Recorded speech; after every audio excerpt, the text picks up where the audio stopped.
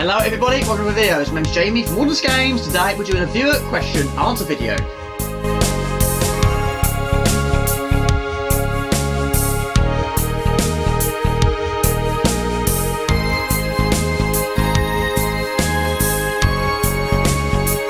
Okay, now I'm very behind on these question videos, but we'll catch up, I promise. But anyway, in the meantime, we're going to focus on Swedish House Amiga's question, and he's thought it through. He has really thought this through.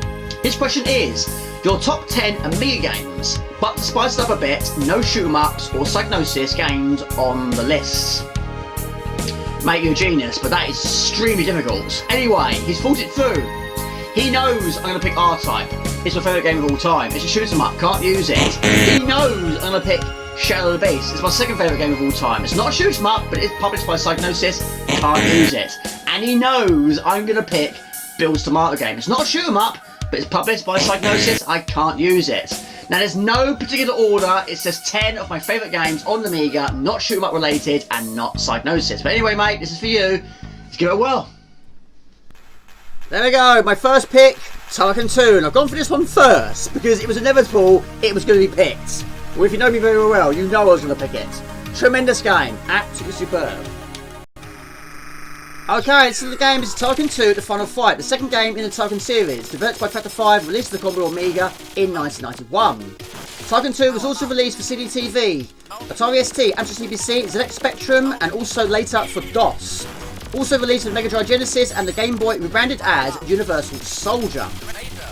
Now I'm sure you guys are not surprised I picked this, which is why I picked it first, but there's no particular order to this list. But I've said it so many times, I'll say it again. This game is tremendous. I cannot fault it. Now, I bought this in 1991. I have to admit, I knew nothing about Tycoon. I knew nothing about Factor 5. Didn't read any reviews or anything like that. It was actually the artwork that drew me to it first. And it wasn't overly expensive, I have to admit, but then games weren't really back in the old days. But it's absolutely mind-blowing. It blew me away, and I loved it so much. I had some spare money in my wallet, and a week later I went to town again and bought the first game. Again, it wasn't overly expensive. But it took me many years to get that first time completion. But once it happened, completed quite a lot of time since then. Now it took me many years to get the full trilogy. It took to the year 2020 to finally get myself a box version of Tycoon 3, which is now my most expensive Amiga game in my collection. And it probably will be for quite some time, but I wouldn't be surprised if one day it would get knocked off its perch. But until then, it is actually my most expensive. And that's actually a very good game as well. Probably the easiest of the three, I'd say, but I have completed all of them. But it's brilliant. Music's tremendous, animation, graphics, sound effects, it's tremendous. Now, I haven't played every version, but all the versions I've played have been tremendous. Of course, we've got Super Tycoon, Mega Tycoon, also tremendous. And I've played it on the C64. Now, this game, you get so many lives. In fact, all of them, you get so many lives. They're all over the place, but we do have a time limit. We have midway bosses and end of level bosses, and the levels are quite long. We also have the gyroscope. Press down and press spacebar, and you can go into a ball. Now, in certain games, that is limited. On here, it's not. But you also have a crazy move, which is that light down the bottom left corner of the screen, which I believe you can only use once per life or per level. I'm not sure. But it took me many years to figure out how to actually do it, which I can't quite believe. Anyway, boss battle arriving on the scene. Let's test out this amazing power-up. Now, I believe you hold the fire button down and then press spacebar. Like that. Okay, you press down as well. There you go. Crazy. Now, his weakness is actually his head.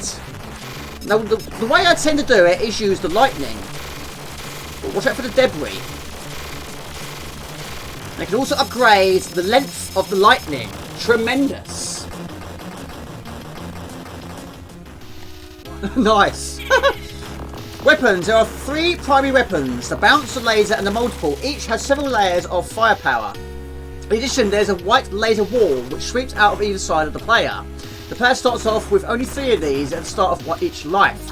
There's also a powerful standard weapon activated by holding down the fire button. It takes the form of a long segmented steerable beam with essential which is for defeating boss battles.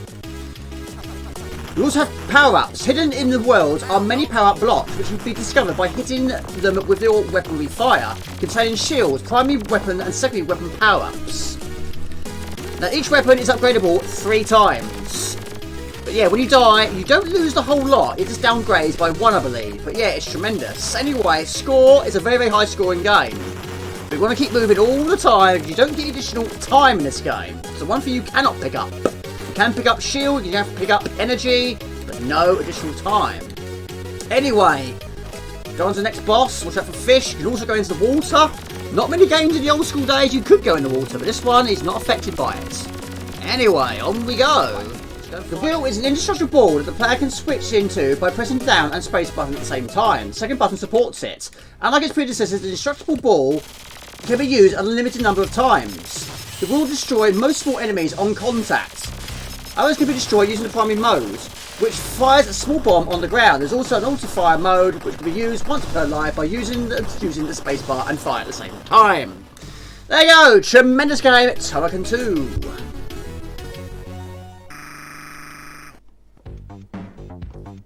There you go, another superb game, one of my favourites on the Amiga, Batman the movie.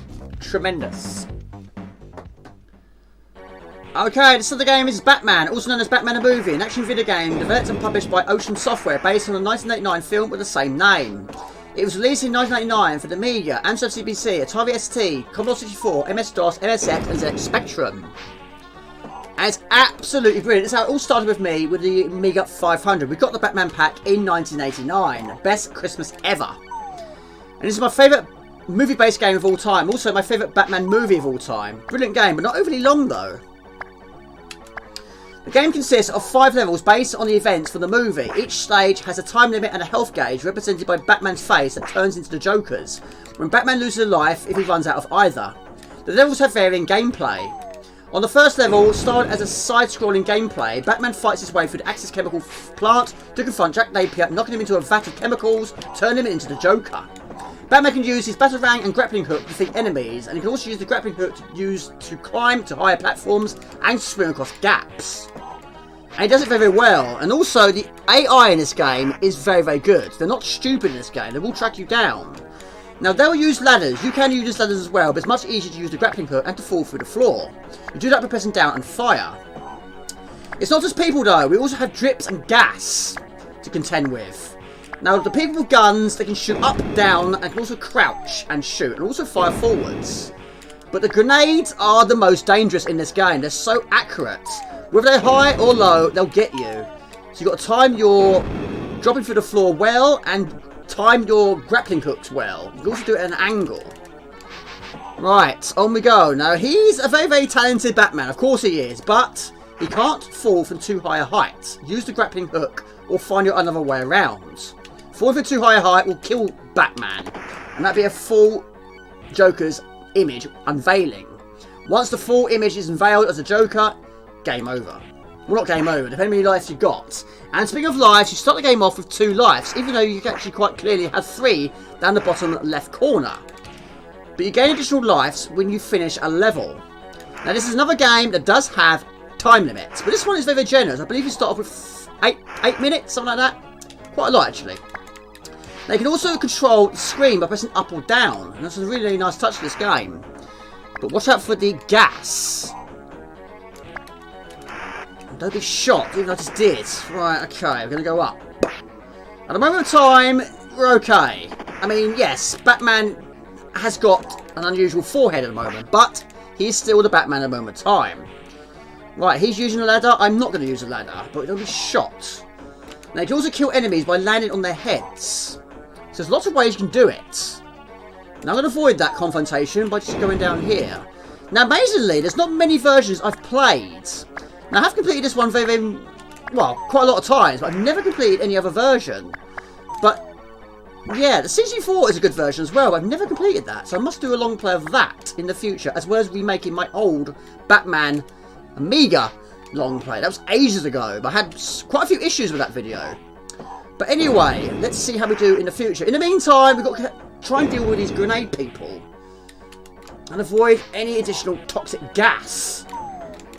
Now, at the end of this level, we'll see Jack Napier. All he takes is 1 hit with a batarang, and into the chemical he goes. Okay, I shot him in the back. Use the grappling hook. Now, my favourite level in this game is actually level 2, which is the Batmobile. It's a brilliant stage. but it's not the most difficult. As random as it sounds, I lose most of my lives on the shortest level in this game, which is the Batcave. I'm not good at that. It's very trial and error. It's like Mastermind. But yeah, I do tend to die quite a lot on that one. But you do get checkpoints at all the other levels, apart from the Batcave. But yeah, I'm not good at that one. Anyway, we've got another grenade guy.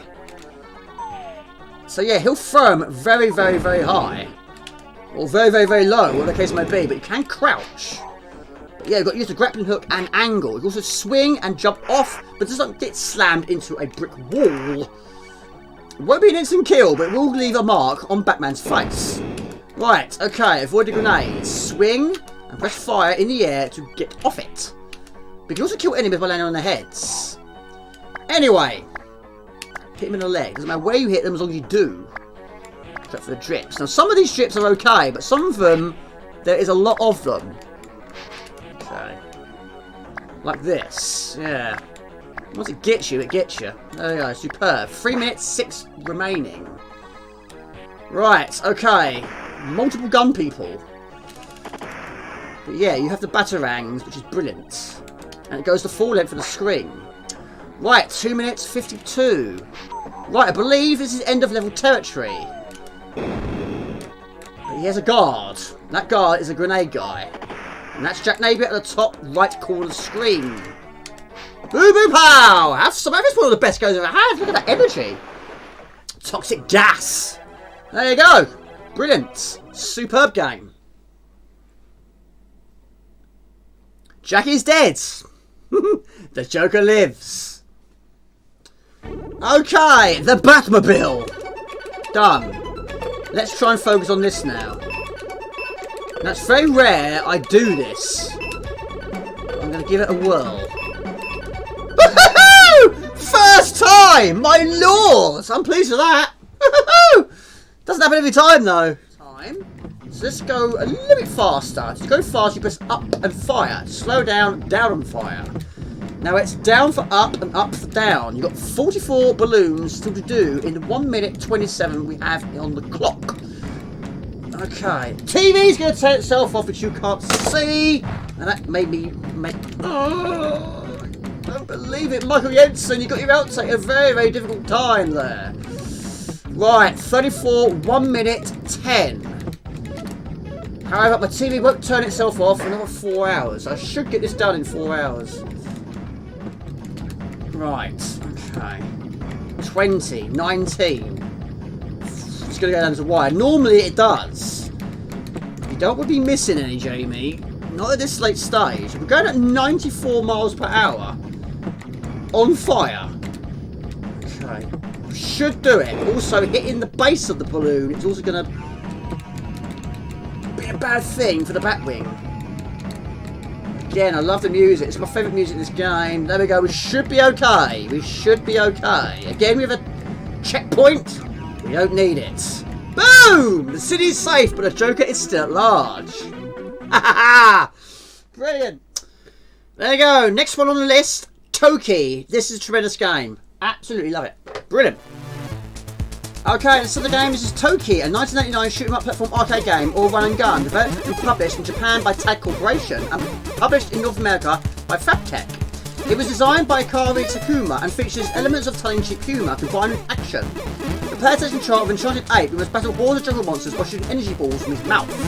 The ultimate goal is to destroy an evil wizard who casts a spell on the title protagonist, therefore transferring from an ape back into a human, and rescuing the princess. The game was ported to several video game consoles and home computers. Again, absolutely love it. Played it to absolute death in the old days. This is actually the first game I finished on the Amiga. It wasn't R-Type, surprisingly, but that wasn't long afterwards. But it's absolutely brilliant. At the moment, we've got the crash helmet, which protects you from enemies in front of you and above you, but not behind you. But it does wear off over time. Now, it's brilliant because you can shoot in any direction while holding the fire button down. You can also shoot while crouching and also shoot while jumping. Now, of course, you can get additional power-ups, including fire and multi-shots. So you can shoot in multiple angles. Now, this game was on so many different platforms, so many different ports. And it has actually had a remake. Now, some versions have more weapons than this. But the remake is absolutely tremendous. It's really good fun. Now, I have completed it on the CZ4 as well, and that has one level missing, which is the final level. But yeah, it's a brilliant game as well. But anyway, you can also kill enemies by jumping on their heads, and remember, just take it nice and steady by using the firepower from his mouth. But it's brilliant. I love the music. But yeah, this is a brilliant game. Played it absolute death. Now, we do have a time again. This is the third game today. It has a time limit. But again, not as bad as other games I've played. But yeah, it's rare I run out of time on this one. Now, we can get additional lives as well as additional skills. But you want to keep moving. But this game does have a very, very small screen. So I've had to zoom in quite a lot for this one. Now, again, I have long played this on my channel, but again, I don't particularly like my earlier stuff, so this is, again, in the future, going to get done at some point. But now, there are lots of enemies in the air, which got to be dealt with. Now, these have got to be destroyed, but once they're destroyed, they've split, and you've got to jump over the spikes. But this game does have a boss battle on each stage. And again, they're more difficult on other versions, but picking up that crash helmet is brilliant. But yeah, it wear off over time. Now, you can get coins, and you can earn additional lives by picking up a certain quantity of coins. Now, the energy for this boss battle is at the bottom. It's very rare that boss battles have energy bars. This one does. So onto the wire, though. Just with the skin of your teeth, Toki. There you go. Doesn't get much closer than that. Stage complete. Got 25 coins. Due to its popularity, within the next 2 years, the game was ported to a large number of home video game consoles and home computers at the time. Ocean Software published the versions for the Amiga and Atari ST. And they also advertised the ZX Spectrum and CBC, and the Spectrum version was previewed in issue 90 of Crash magazine, but neither port was materialised. She had to publish ports for the Atari Lynx and the NES system. The latter version of the game was slightly altered and featured a health bar so that Toki didn't die from one hit. Sega would later reprogram the retool and game into an exclusive version for the Sega Mega Drive Genesis known as Toki going ape spit. This version lacks the non-spit power, but it features additional levels and more detailed graphics compared to the NES version. Right, next boss. His attack pattern is eyeballs. There we go, goes for a spin, level completed. There we go. There we go. Chuck Rock. Now this song has been played many, many times on my channel. This is Tremendous Game. Love it. By Core Design. Okay, so the game, this is Chuck Rock, a 1901 slapstick side-scrolling platform video game developed and published by Core Design for the Amiga and Atari ST. A Commodore 64 port followed in 1992 and CD32 in 1994. The game was subsequently published by Chrysler Software for the Acorn Archimedes. Virgin Interactive published the game for Sega Mega Drive Genesis, Master System and Game Gear. And again, difficult to read while doing it. It's a tremendous game. Now, we didn't buy this in the old days. Amazingly, we actually copied that floppy, or should say one of our friends did. Took me a few years until I got myself a boxed version, but again, it's brilliant. Now, I have to admit, I completed the sequel a lot more, because on this one, he has a very short-range attack, and Son of Chuck doesn't. He has a club. Anyway, he does make up for it because he can throw rocks. The character of Chuck Rock is an early mascot for Core Design before the introduction of Lara Croft in the 1996 game Tomb Raider. And the character of Chuck Rock himself and his family even featured in some UK comic books of the 1990s. Brilliant. Now, of course, when you're holding a rock, you can also walk and jump, but it will affect it. But it's great for killing enemies, which are either far away or many in a pack. But anyway, end of level, we start the game off with 3 lives. The setting of the game is a prehistoric Stone Age era world where it's shared with both woolly mammoths, saber-toothed tigers, dinosaurs, and an assortment of wild primeval monsters such as prehistoric mammals, giant insects, human-eating plants. The setting is similar to that of films such as the 1 million BC, or television shows such as the Flintstones or Dinosaurs. Right, another difficult level. Now, this game does have an energy bar, which is your heart, down the bottom left corner. But yeah, it's a brilliant game, but amazingly, this game has no time limits. Now, you do have a boss at the end of each level, but this one, on these levels, you have more of a theme, and it's broken down into certain levels on each theme. But anyway, right, now your energy does not replenish at the end of the level. But I've noticed also, at the end of each level, you do not have a health increase. It doesn't replenish at the end of the stage. After the boss, maybe, but also sometimes you'll interact with other mammals to get you to higher areas, in this case, a pterodactyl. And to be pooed on by a dinosaur. Right, there we go. Superb. But But yeah, that belly flop is an issue, but there's some really, really nice touches in this game. You can actually hold a rock up and hit an enemy that just flies past. It's brilliant. But anyway, avoid the spiky situations. But yeah, try and keep a rock on your possession whenever you can. It always helps. Now, some enemies you can actually squish. But first of all, they've got to be at the right side. A bit like pang. There you go. Squish squash. Right, here we have some sort of crocodiles, which needs a hit to the head to get to high grounds. Again, flying kick in the air. But again, it's a brilliant game. But yeah, I have completed it in the old days. But amazingly, I've not completed it without cheats, which I'm not proud of. It's a brilliant game, though.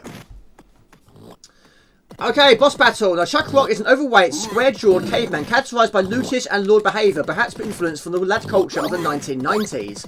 Chuck has a limited vocabulary, his favourite phrase being Unga Bunga, but not much else. He has a balding head cut into a punk-style mohawk. He eats dinosaur steaks raw in one bite, and has a penchant for picking up rocks and throwing them at things, judged by his name. Chuck is a guitarist and a singer, or a shouter, in a rock band, along with some other cavemen. He's an attractive wife of Hello Rock, and a long-haired dinosaur bass player, and whilst on stage, he wears a long wig to hide his balding head. Right, we have a boss battle. We've got to hit him with rocks and rocks only. Can't hit him with a belly flop or a flying kick.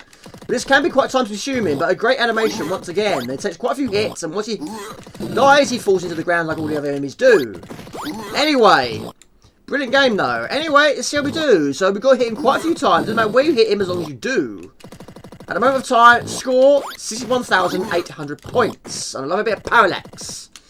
Okay, there we go. Boom, boom, pow. Have some of that. Chuck Rock. Tremendous game.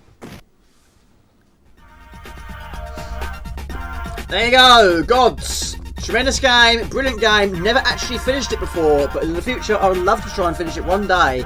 Great game. Superb by the Big Bad Brothers. Okay, this is the game. This is Gods, a 901 video game by the Big Bad Brothers, where the player is cast as Hercules on a quest to achieve immortality. The game was first made for the Amiga and Atari ST computers, then ported to other platforms. As was common with the Big Bad Brothers, an external musician assured the game's score, this time John Fox as Nation 12. The box art was illustrated by British comic book artist Simon Bisley. Again, an absolutely brilliant game. Blew me away when I first saw it in the old days, and it still amazes me to this day. But again, it's seriously difficult. Another game by the Big Bad Brothers that I've not finished. The reason why I've not finished it, because A, it's very, very long, and B, I don't know where all the secrets are. This game has so many secrets. And if you know where they all are, that can help for additional lives. Now, you can get lives that way, also buy them in a shop, and also earn them through score. But in this game, you definitely need to upgrade. You get so many different skills and weapons and abilities. And also, we have these switches, which deactivate doors and open up secret areas. But it's one of those games that even though I've played it for so many years, and still not finished it, I'm always finding out new secrets I didn't know about before. Or shortcuts as well, but some enemies can fly. Now, you can get additional skills by finding them around the stages or buying them in the shop. And can hold a limited number of items, including keys.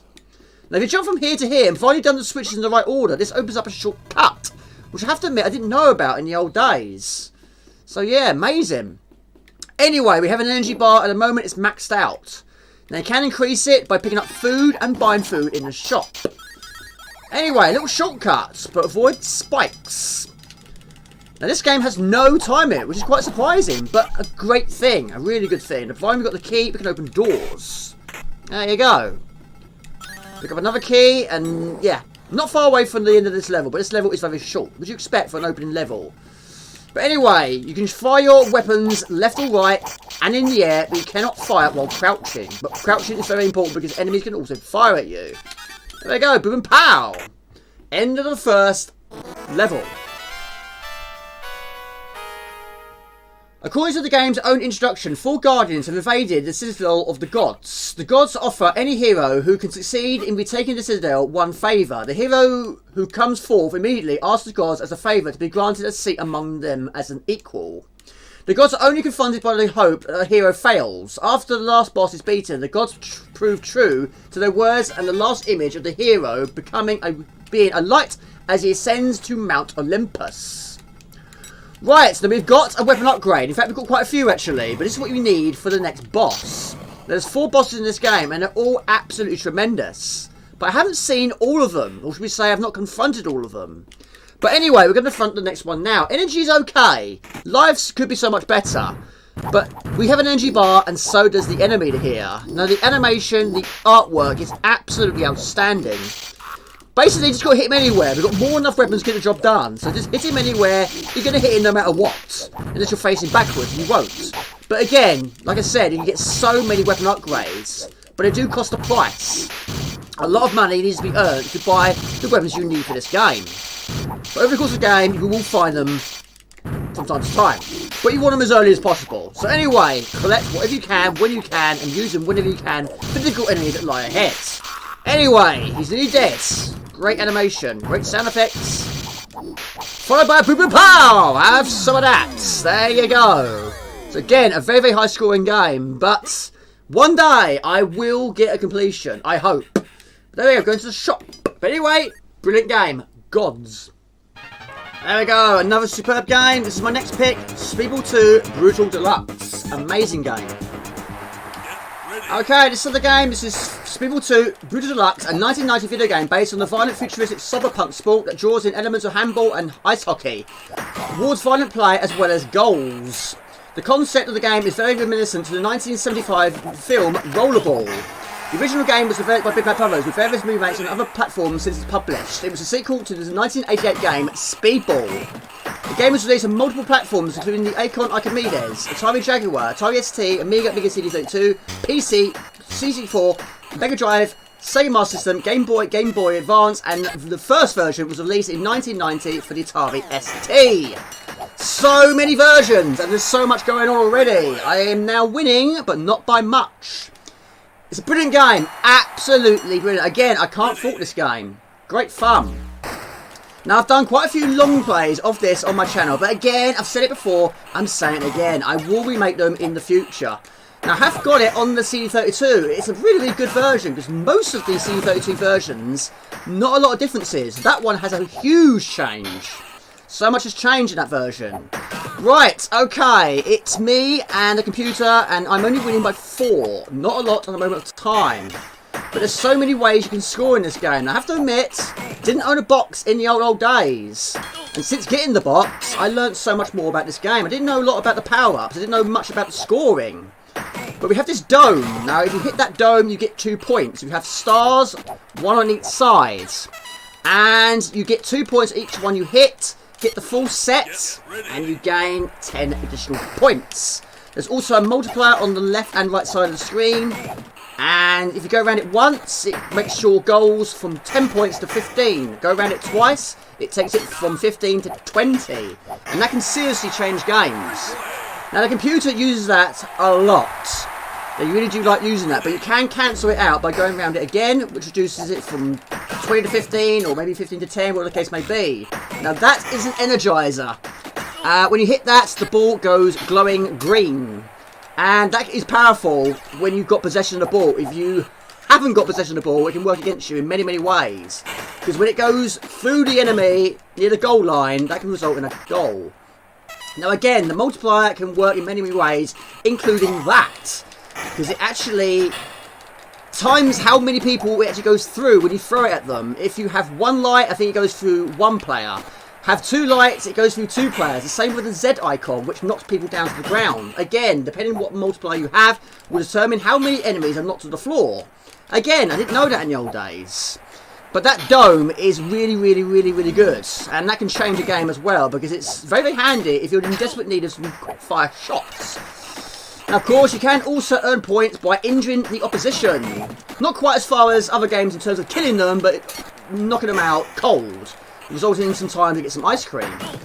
And this game has great sound effects, absolutely superb. Anyway, not a lot in this, but we're not too far away.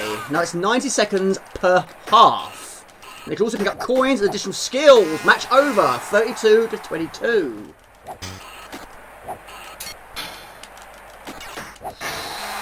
Do you know what? I think this might be the last game. I really do think so, of the knockout. I've never actually won knockout before, but this is Super Nash one.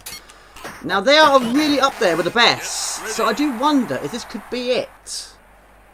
Could be. Might be. Not sure. Now, I scored an own goal, which is not a good start. But yeah, I do wonder. Oh my lord, right, okay, I'm going to give this a whirl. I'm going to give this a really good go. And just assume it could well be. Now, Super Nash 1 are really up there with the best. If not the best. Pow! There we go! 32 to 26. Right. Oh, it's energised. No, don't go through the multiplier.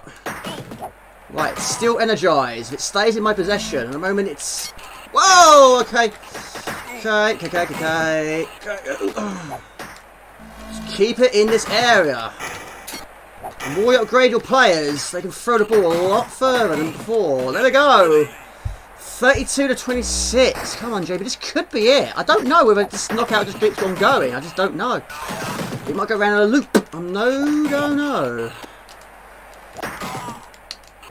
Jamie, we need some multipliers. We need some stars. We need some goals. Don't. Oh, my lord. Not much, but it's better than nothing. And of course, the computer can cancel those out. But yeah, that dome, I'm going to have to use that a few more times.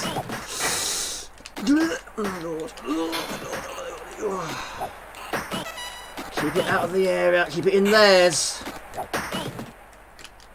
Straight back. Right, energise it. Don't lose it. No, that's not what I wanted to do. Not good.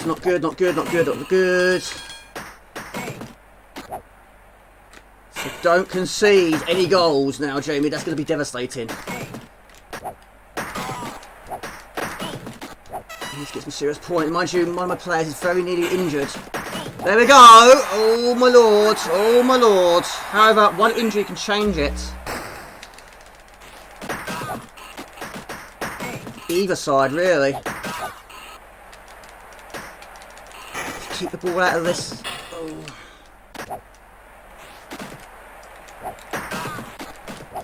I don't know. It could be doable. Just don't get any more injuries. Yahoo! Alright. Match over. Is that the last match? It is! Woohoo! There you go! I have never won the knockout before. There we go. It's not a long play, but in a way it sort of is. Superb. Yes! Jamie, you've managed to do a completion on a question video. That's not too shabby now, is it? Bingo. There we go. Another outstanding game. I would show you the box, but the box is green. So the green screen is going to eliminate most of the box. Now this was a tough pick. I have to admit, it was either this or Supercars 2, which is also another brilliant game. But I've gone for Lotus 2 Turbo Challenge. Again, I've never completed it before. Great fun to play.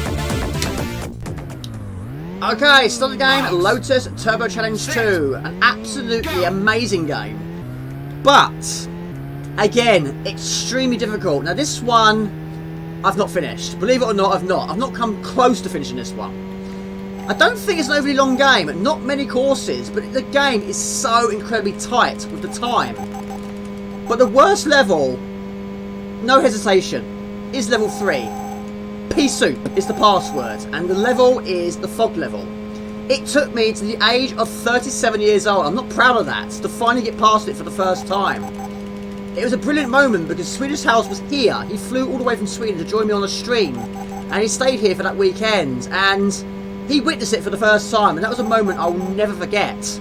All we've got to try and do now is complete the rest of it. But yes, not many tracks. One in the snow, one in the fog, one in the rain, one in the desert. You also get a nighttime one and also one in the motorway. And I think there's one more. I think it takes part of a lot of water nearby. But I can't think what it is at the moment. But they're all difficult. Every single one. And they're all incredibly tight on the time. But what makes the fog level stand out for all the rest is not only is it foggy, you get cars, it's also into 2 lanes. All the other ones, I believe, are 4 lanes. Apart from the motorway, which is slightly different because you have oncoming traffic. But anyway, it's extremely difficult. And again, it just needs more time. That's the only thing I'll change. More time. Now, it's not it's not technically a race. It's just get to the end of the race, or the track, course, in the time you have. The cars are just there just to get in your way. Now, you do get a choice. You can actually accelerate with the fire button or up on the joystick. And also, you have the choice whether you want to use an automatic or a manual.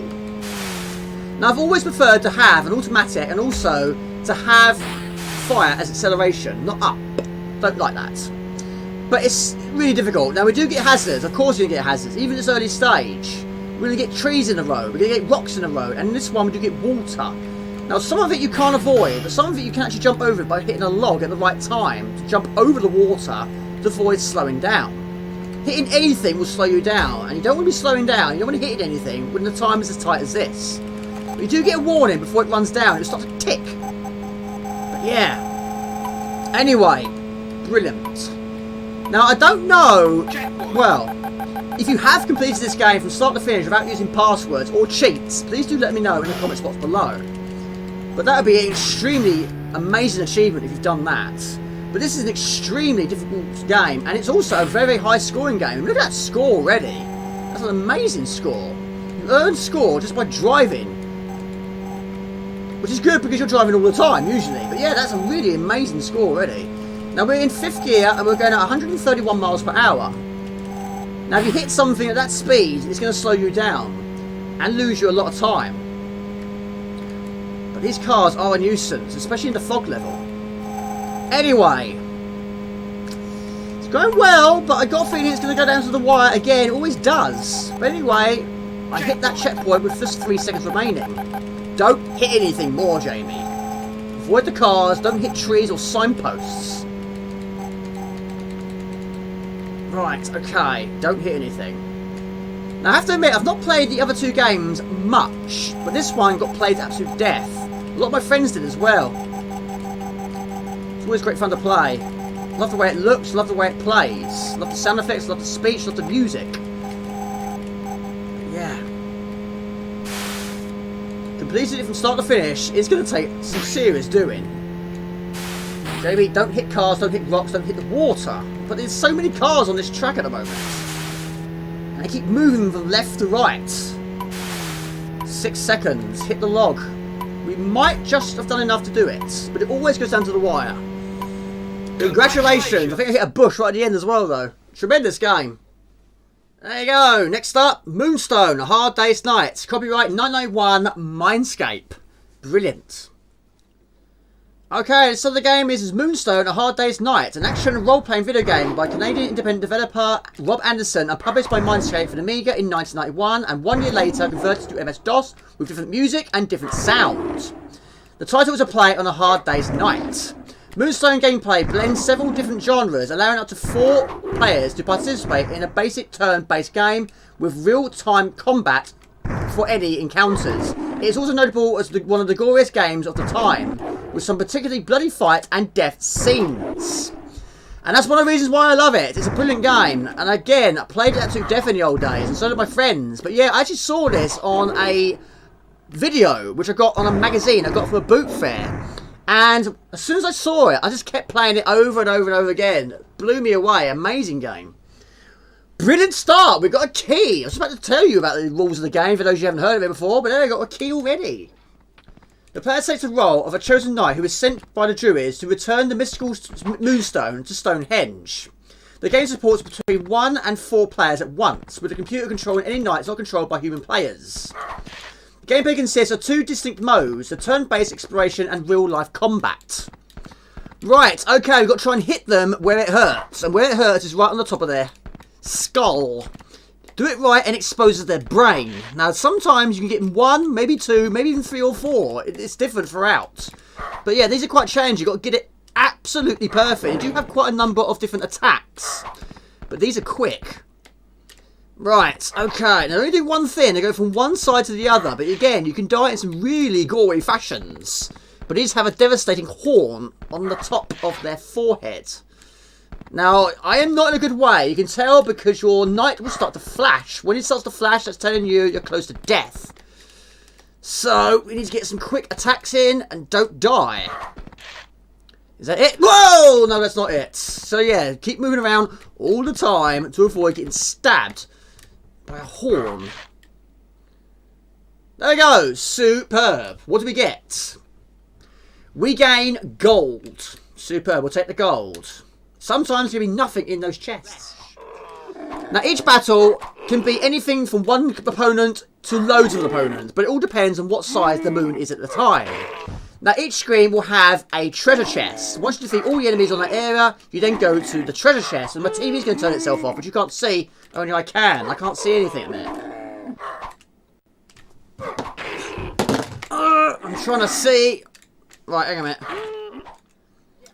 Okay, now these are called Trogs.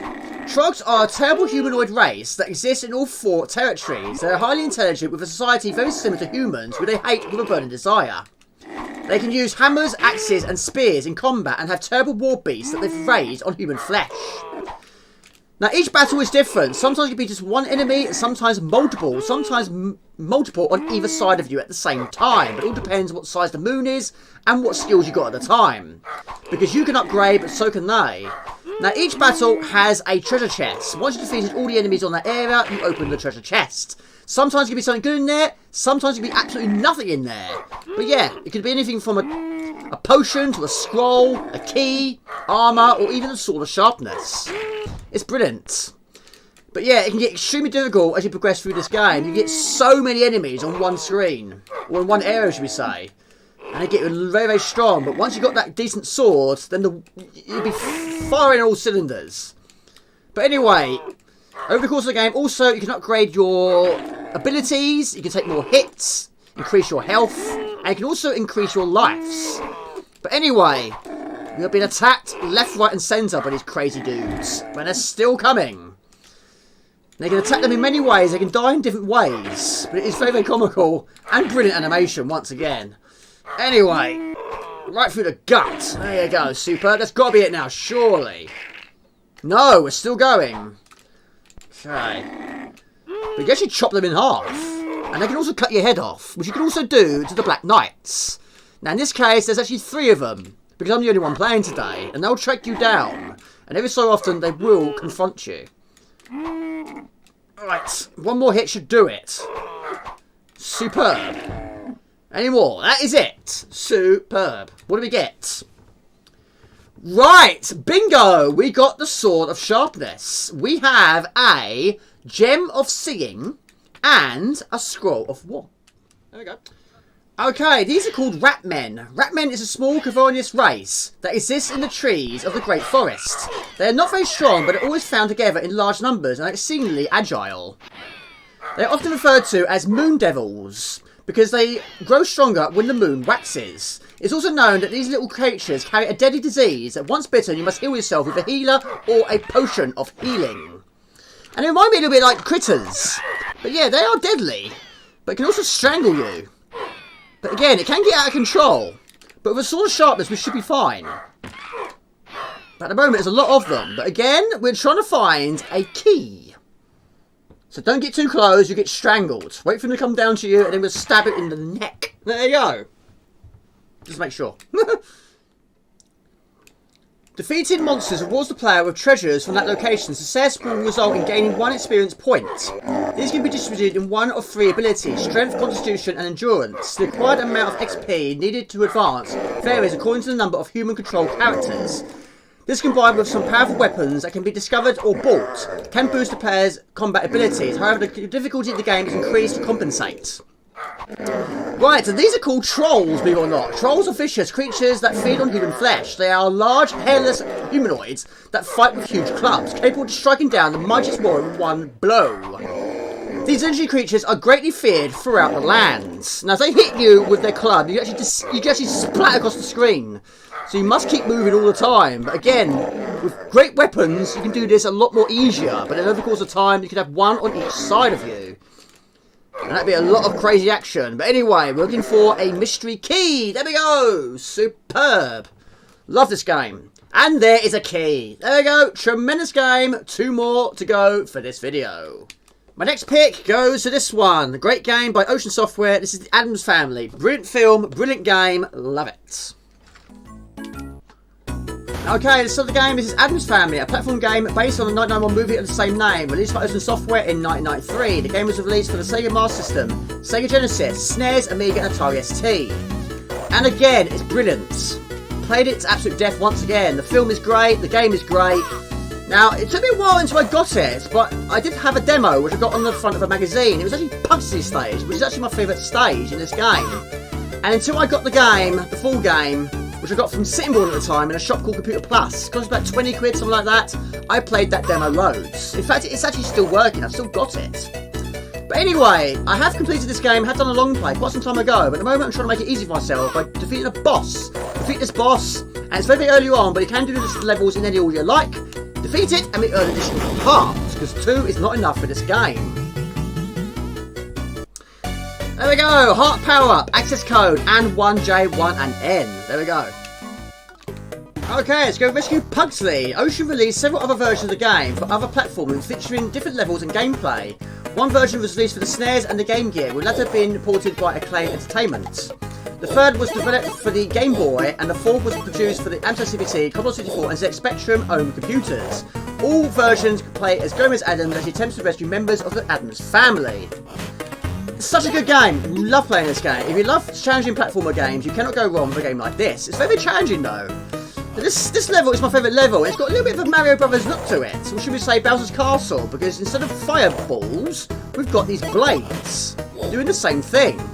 But anyway, Gomez Addams doesn't have a lot of skills. All he has is his walking, jumping and crouching. That is all. He uses his jumping to attack enemies. They do that by pressing fire button down to jump. Now if you hold the fire button down, you actually jump higher. And you actually jump from one enemy to another, which will earn you additional points. Now you can earn additional skills and you can earn additional lives in secret areas and hard to reach areas. Now you can use additional enemies' firepower to get to higher ground, again by holding the fire button down to gain the maximum height. In this case, cannonballs. Now if you get $25, that will gain you another heart. $50, I think this is correct, you earn additional life. But this game has so many secrets, but I only know where they are. In this case, you've got to jump on top of the door to get to another secret area. So you jump on top of the door to get to another hidden door. And you can also bounce on these springs with comical sound effects. Anyway, Jamie, you're not playing overly well. Now we have so many enemies. Some are swinging around in circles and some are shooting blades from their mouth. And he said spikes, but this game does have a lot of spikes. Now falling into a spike isn't an instant kill, but it will definitely hurt you. But you can get out of there if you've got more hearts. Now, 2 hearts is not enough to get this job done, but you can earn a maximum of 5. I think 5 is correct. I should know, I've long played it. But of course, it's never going to be plain and same to get them. Anyway, let's take it one stage at a time. Now, these bombs will explode. Keep your distance, but if you go off the screen and go back on it, they will actually respawn. Jump through the chain, avoid the spikes. So try not to hit 2 enemies at once. It can actually hurt your character. And if you jump to certain areas, you can earn additional points. There you go. Keep low and avoid the enemies. But yeah, it's a really good game. Really good game. And the film is great too. I have to admit, I wasn't really blown away with the second film. Right, more areas we've found with secrets. Now you have to hit platforms, certain ones with your head. There we go. We got $25. Gain us another heart. Score, 25,610. Right, so many hazards. Some are actually just a single screen. There we go, door to door. There we go. Alright, so this game is a long game. But anyway, it's really good.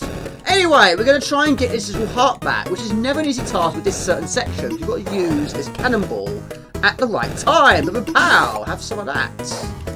Buy that for $1. Anyway, take it one stage at a time. Avoid the enemies. And don't get blown up. But yeah, they will respawn. There's not many enemies in this game that will respawn, but they do. But anyway, if you're using a spring, also if you're holding the fire button down, you can also gain a higher height. Don't get hitting that, there'll definitely not some sense into you. Right, avoid the deadly spikes by using difficult jumping techniques. There you go. Same again. Brilliant, it's always nice when it happens first time. There we go, avoid the bomb. Right, $29, 6 lives. But like I said, this game has so many additional lives. You know where they are. But this game does have continues, so really nice thing.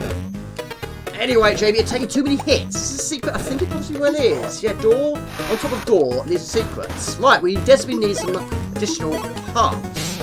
We've got a heart. Right, okay, I messed that up, but it's fine. We can go for the wall. Now, each level is quite long, but it does have a boss battle at the end of it. Defeat the boss and you rescue a member of a certain family. There we go. Okay, boss battle. This is where we rescue Pugsley. Now, he has an energy bar on the right, mine is on the left. We've got to avoid these blades and go for the kill.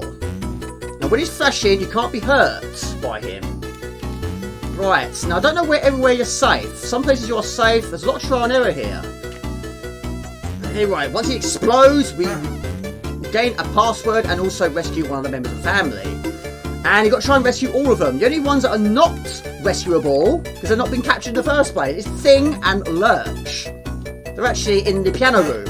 And any ones that you rescue will then be located in the piano room. There you go. But Father, I was working on a new poison for Wednesday with a wacky scientist. And there's a code, 61R1D. There you go. I've chosen Rainbow Islands. It was either this or Pang. Now, I don't know if Pang comes under the category of a shoot-'em-up. It could possibly. I'm not sure. But anyway, it's a tremendous game. Rainbow Islands. Okay, this other game is Rainbow Islands, the story of Bubble Bubble 2. A long title. It's a 1987 arcade game developed and published by Tieto. The arcade version was licensed to Romstar to North American manufacturing distribution. The game is subtitled Bubble Bubble 2 and is a sequel to Tieto's hit game Bubble Bubble of the previous year. It's the second of the 4 arcade games in the Bubble Bubble series, following Bubble Symphony and Bubble Memories, but itself has 2 direct sequels, Palace of Stars and Bubble Bubble Part 2. The game was ported to numerous home computers and game consoles. And again, a lot to read in a small space of time, but this is a difficult game, and I've never actually completed it without cheats. Although I've tried many times on stream as well. Now this last one was a difficult pick. It was either this or Pang. Pang is really up there, one of my favourite games of all time. I don't know if it has a little bit of a shoot-'em-up look to it, I'm not sure. So I'm not risking it for a biscuit. But anyway, this video is turned out to be quite a platformy game, but then I would put shoot-'em-ups in there, but I'm not allowed to, this house. The main characters are Bubblin and Bubblum. The protagonists of Bubble Bubble, known as Bub and Bob, in the Western releases. However, in the game, they appear as human being forms as Bubby and Bobby, as opposed to the Bubble Dragons in the first game, followed by the game's true ending. But unlike the first game, players must alternate and take turns. One player plays as Bubby, green shirt, and one plays as Bobby, blue shirt, the same colour schemes as the first game. Now, each of the islands has its own theme. This one is Insect Islands. Now, you've got to try, if possible, even though it's quite difficult to do, to try and gain all of the diamonds. If you gain all of them, and there's a lot of luck in that, you gain 1 big diamond if you defeat the boss at the end of the island. If you don't, you get a great big piece of fruit or vegetables. But there's a lot of luck here. I mean, you can get so many diamonds, but whether you get the one you want at the right time, a lot of luck there. Anyway, round 3, ready. I'm ready. Now, this game does have a timer, even though you don't technically see it. But if you take too long, then it will be filled up with water. Now, your character cannot live in water. It's an instant kill. So keep the water at bay, get through it as quickly as possible, and keep moving all the time. Now he attacks by using rainbows, and you can upgrade them very, very quickly. But if you die, you lose all your additional skills, and you go back to just a single rainbow. Which is not a good thing if you've got a boss battle on the horizon. You don't want to kill a boss battle with one small rainbow. Now the boss on this one is a bigger version of these spiders. But yes, I can't get past level 6. I do struggle. But one day I will get a completion. I will. But it's going to take some doing. But anyway, when you see the G, it's the end of the current level. And now we're doing absolutely horrendously in terms of diamonds. But then, I've been in this situation before. You can end up with hardly any, and all of a sudden they all come at once, and pow! I don't think so, though. Anyway, we've got to defeat these ladybirds. Now, the best way to get diamonds is by hitting them with your best form of defense, which is jumping on your rainbows. If you just hit them like that, you'll probably just get something simple, like a piece of fruit or vegetables. Mostly just points. But if you drop onto them and you'll knock them down, you're more likely going to get a special ability or a diamond out of it. There we go. Now you can also upgrade the speed of your rainbows as well. But anyway, at the moment we're just getting the same ones again. But like I say, it's all down to luck in this game. But anyway, it's not a completion today. It's not a long play today. But anyway, we're nearly at the boss battle. Now we're going to take it one stage at a time. I've already got killed by a ladybird. There we go. Superb. Boss battle. Great big spider. Now with this weapon, it is a breeze. Just keep going from side to side and jump on them, whatever the case may be. Unfortunately, no diamonds. Never mind. What we get? A great big, whatever that was. Beetroot? Could possibly be a beetroot. But anyway, superb game. That's the end of my video, people. Tough video, Mr. Swedish House. Okay, everybody, that's the end of my video. Huge thank you once again to Swedish House Amiga. I'm so sorry it's taking me so long, but we'll catch up on these question videos. But I'll be interested to see how many you got right with Swedish House. But until next time, this is Jamie from Warner's Games. Please like this, comment, share. Please subscribe to my channel. Please a fan page. Please subscribe on Twitch. Just type in Warner's Games and find it fairly easy. Please remember to click the bell icon. Notify you videos over to it. Well, look at your videos, your virtual plays, have a treat, have a big bacon, and live streams every Friday night. You're good time for that class on our week. So next time, take it easy. Ciao, bye. See ya.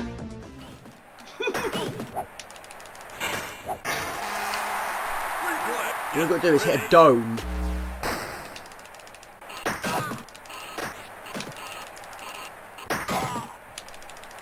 Oh, look at that! 1 second to go! I stole it at the end.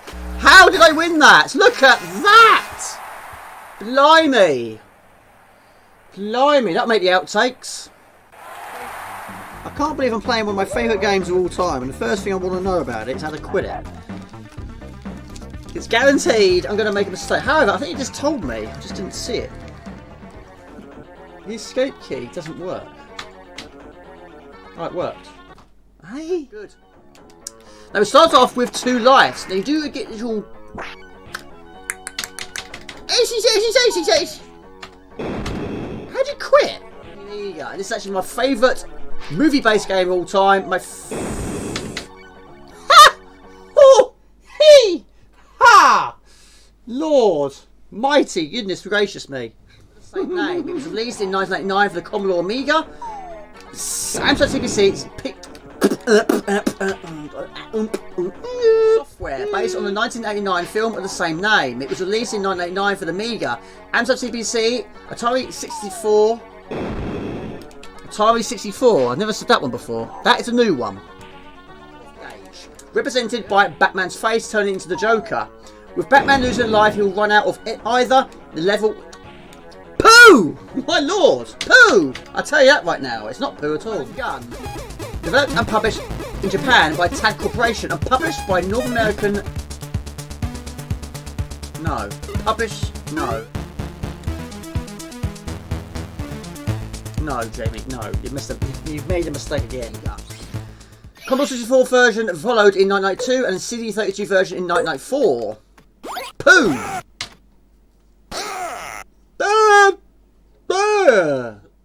The problem I've got, one of the problems I have is when I'm trying to read too quickly. And I'm not noticing full stops or commas. So I just go on and on and on. It just sounds like a great big long mess. The main characters are Bubblin and Bubblin, the protagonists of Bubble Bubble, known as Bub and Bob in the Western universe. Release? Universe? Releases, Jamie. Well. But yeah, if you want to try and get... My character's disappeared. Score. This time it was John Fox, Nation 12. The game box illustration was designed by the British... The